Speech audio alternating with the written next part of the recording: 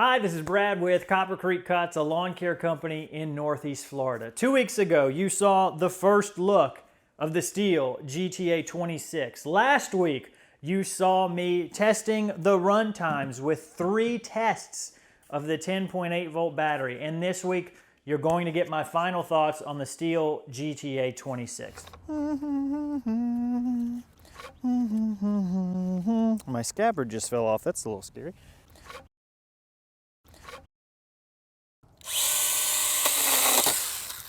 Oh, that was nice.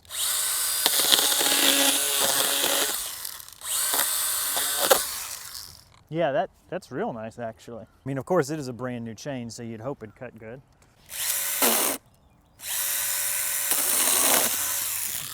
Okay, so you don't want to plunge it too deep. It will stall out the motor. We'll see if we can do that again.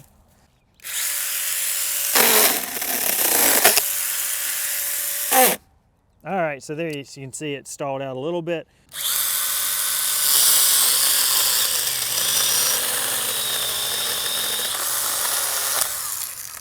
So, I mean, I did notice a little bogging, you know, without really forcing it.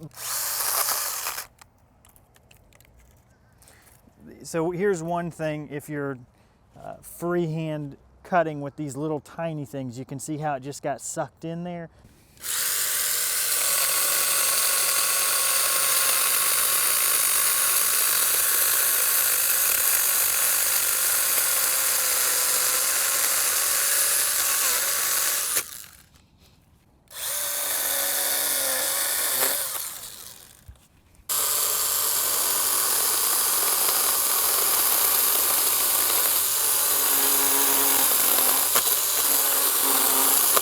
And you can see that sometimes this little guy will get in the way. I'm trying to get in here and this guy's kind of getting me hung up. So I'm gonna very carefully pull that back a little bit.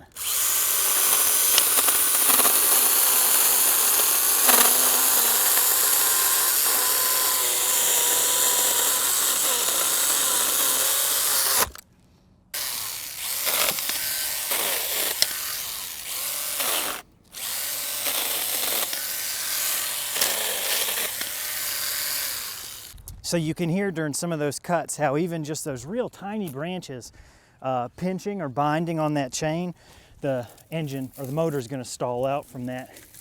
And I mean, that's to be expected. It's a really tiny motor, so but you just have to be aware of that and know that if you're somebody who forces into cuts, this tool is not going to be good for you. But if you're patient and you let the saw blade do the work, it'll be fine.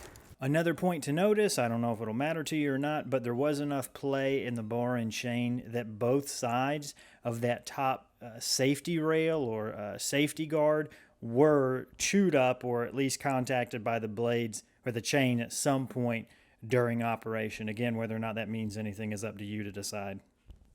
So we'll have to retension that one once we get home.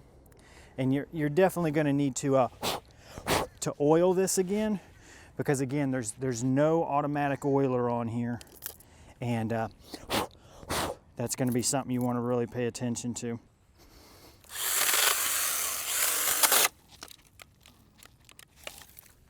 So my chain slipped off. You can see it slipped off right there, and I can't get this thing off. It is. The battery's out too, by the way. Don't be afraid. Don't be afraid for me. Oh. There we go.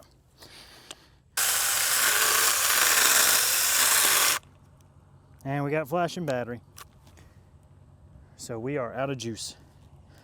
So for about $160 after tax, you're going to get a charger, a battery, the tool, a scabbard, a carry case, which actually is pretty inconvenient as a carry case, but hey, it looks nice, and then some bar oil as well. Few things I noticed while using it. You do have to be very careful about the amount of force that you apply while cutting. If you force this into something, the motor will stall out. During my second use, the chain came off and got me stuck for about 2 or 3 minutes while I fought to get the bar and chain off so I could reset it. There is no automatic tensioner, so the tensioning is just done by you stretching it to a certain spot and then tightening down. That can come loose over time, I found, Even in just the short 10 minutes of runtime between me tensioning it and the battery dying, that chain got a little bit too loose and skipped off of the bar. The scabbard, for whatever reason, got a little bit loose, so that just by walking, gravity pulled it off in one instance. But I don't want to paint it out to be a poor performing tool. If you don't force it and you're patient, it cuts beautifully, and it cuts relatively quickly too. For myself, I like this tool. If I didn't have a YouTube channel where I had some extra play money to buy things like this and then turn around and make videos for you, would I have bought it? I don't know. I don't think I would have, and I'm conflicted because I really like this tool. I think it's very cute, but at the end of the day, if you're looking at this for a business decision, here's the most important thing you have to consider. First off, this is not a commercial grade tool. About 6 different times in this manual, it says that this is for light duty around your house. When you spend the $160, at most, you're going to get 18 minutes of runtime out of that battery. That's what I got by doing no work with it at all, right? Just sitting there spinning, 18 minutes. The times I actually did do work, I got around 7 minutes and 9 minutes. So single-digit work numbers off of this battery. The response to that would be, well, buy more batteries. But is that really a practical suggestion? I don't even know if you can buy spare batteries for this, but even if you could, they'd probably be at least $40, $50, $60. And are you really going to invest that much money into this platform when there's other ways you could spend your money to get more productivity? So my final thoughts on this machine are that it fits a very small and very specific niche.